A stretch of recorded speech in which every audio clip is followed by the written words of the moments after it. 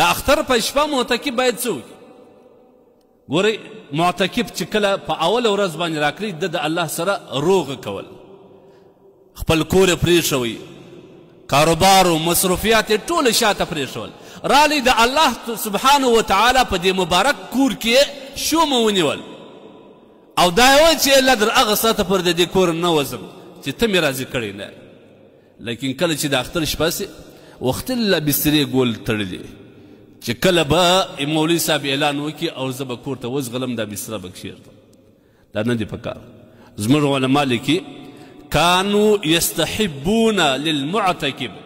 علماء کرام لیکي چې د معتکف دپاره مستحب دا دي ان یبیت لیلة الفطر فی مسجده،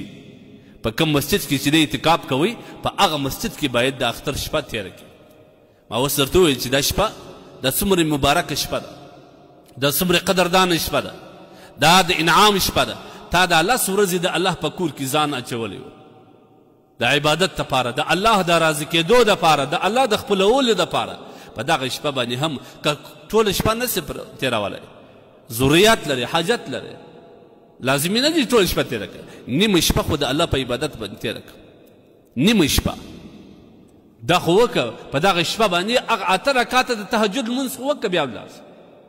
الله ته دعا وکړه چې خدای زما دغه اعتکاف ته راسه قبول کړي، زما دغه اعتکاف ستا د راضي کېدو سبب وګرځه، زما دغه اعتکاف ای الله دا ستا د راضي کېدو او د جنت زما دپاره د جنت ته مستحق کېدو سبب یې وګرځئ. الله پاک جل جلاله خپل که،